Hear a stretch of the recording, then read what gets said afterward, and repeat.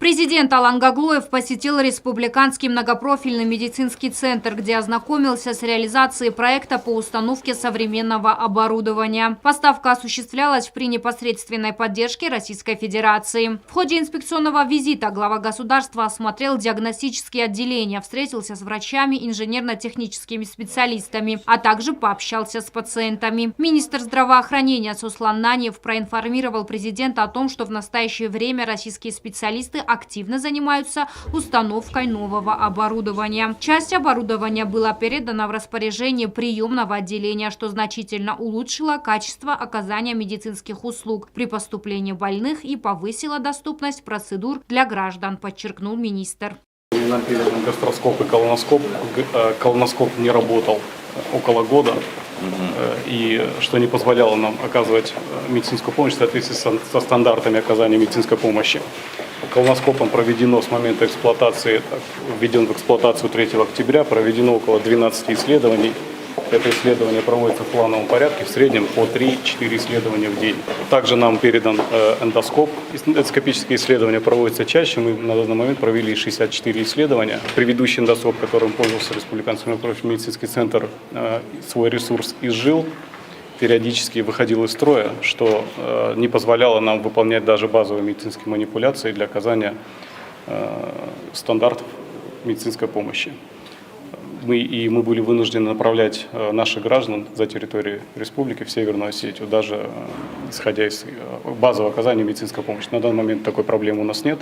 В рамках реализации программы по модернизации системы здравоохранения республики в медучреждение прибыло 10 единиц новых анализаторов. Это современное оборудование позволит улучшить качество диагностики и ускорит процесс анализа лабораторных данных.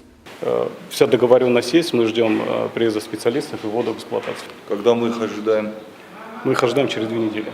И также я хочу сказать, что на данный момент у нас работает специалист, а именно главный инженер подведомственной организации Росздравнадзора, который проводит техническое обслуживание, ввод в эксплуатацию оборудования, которое у нас ранее не работало. На данный момент он провел анализ 100 единиц медицинской техники, из них 10 он вернул в строй. В ходе инспекционного визита президент акцентировал внимание на обеспечении функционирования аппаратов диализа. Он поручил министру здравоохранения следить за состоянием данного оборудования, подчеркивая, что от его бесперебойной работы напрямую зависит здоровье и жизнь пациентов, нуждающихся в регулярных процедурах диализа.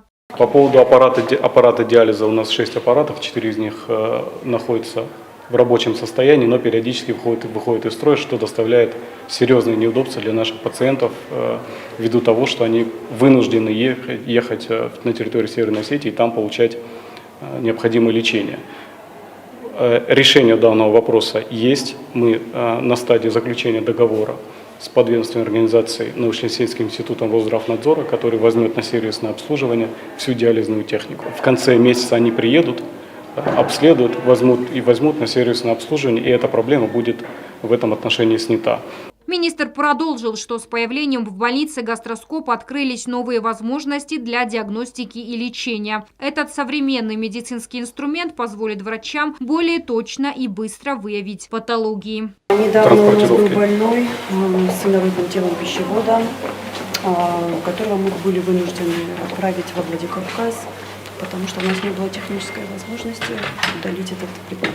На сегодняшний день у нас такой проблемы больше нет такой проблемы. С появлением гастроскопа? Да. С появлением гастроскопа у нас таких проблем больше нет. Специалисты соответствующего уровня у нас есть, пользоваться они умеют, и поэтому у нас этим очень важно оборудование одно, но очень важно то, что даже вот в плане обслуживания оборудования и в плане работы вот с этим оборудованием. Если есть наши специалисты, конечно, очень хорошо. Если нет, то параллельно надо привлекать молодых наших специалистов. Или обучать, или переквалифицировать, и чтобы все-таки максимально местные кадры были задействованы. Понятно, что есть аппараты и оборудование, на которых пока, видимо, мы не сразу сможем с вами работать. Но тут, понятно, надо привлекать коллег из Российской Федерации, тем более мы периодически видим, какая помощь оказывается, начиная от президента Российской Федерации, и администрация, Министерство здравоохранения. Но мы со своей стороны должны тоже делать все возможное, чтобы эту историю направить в правильное русло. Далее президент осмотрел новый флюорограф, расположенный на первом этаже поликлинического отделения. Приглашенный специалист по сервисному обслуживанию смонтировал нам флюорограф, и он сейчас работает. На данный момент проведено свыше 130 исследований, поэтому он работает, у него высокая пропускная способность, он в разы лучше предыдущего. Президент посетил и лабораторию. Здесь он пообщался со специалистами. Они отметили, что новое оборудование значительно упростило их работу и повысило точность проводимых исследований. 21 микроскоп нам передали современный. Довольны. Одним словом, однозначно.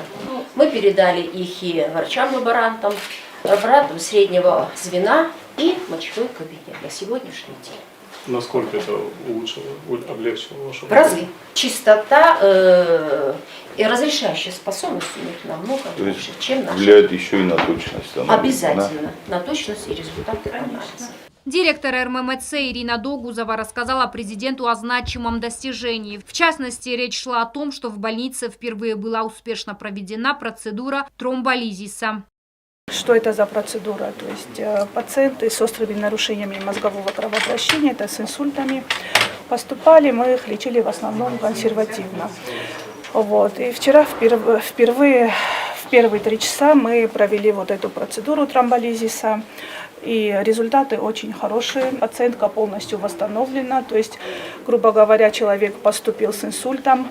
Левые конечности не работали совсем. Никаких движений ни в ноге, ни в руке. И к вечеру после процедуры тромболизиса пациентка полностью восстановлена. Сегодня переведена в палату. То есть конечности заработали, да.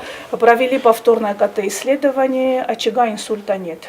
То есть это такое положительное событие, скажем так, в неврологии и для республики тоже. Поэтому очень нас поддержали российские коллеги, это приглашенные реаниматологи. Совместно с ними мы вчера провели вот эту процедуру. Я хочу сказать, что вот по вашему поручению была проведена встреча в Москве, принято решение о передаче нам ангиографического комплекса. Ангиографический комплекс – это комплекс, позволяющий решать эти проблемы хирургическим путем. То есть то, о чем сказала Ирина Имзаровна, это лечение консервативное.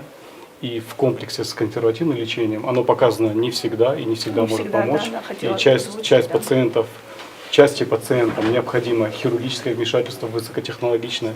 И в ближайшие месяцы при помощи наших коллег, передача ангиографического комплекса, мы эту проблему полностью будем решать в республике. То есть те пациенты, кому будет показана та процедура медицинская, о которой говорила Ирина Имзаровна, будет выполняться вне ангиографического комплекса. Те пациенты, кому необходимо будет выполнять эту процедуру хирургическим методом, будет возможность предоставлена получение этих медицинских процедур в рамках и в условиях Республиканского многопрофильного медицинского центра. Также хочу подчеркнуть, что ангиографический комплекс, он также диагностический, и который также будет способствовать визуализации нахождения тромбов и дефектов сосудистой системы. То есть, получается, мы определенную часть той категории, которую мы направляли или в сопредельное государство, или в Северную Осетию, мы уже будем лечить здесь на месте. Практически 70%. Совершенно верно. В завершении инспекционного обхода президент выразил благодарность Российской Федерации за значительную помощь в укреплении и модернизации системы здравоохранения Южной Осетии.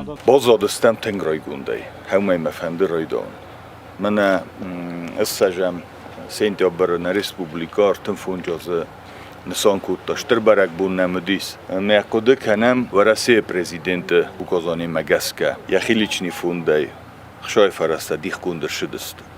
Me mënë në bolnica në Rënqëndun, në kanë e komplekser me me që ka i fahunën bojdem.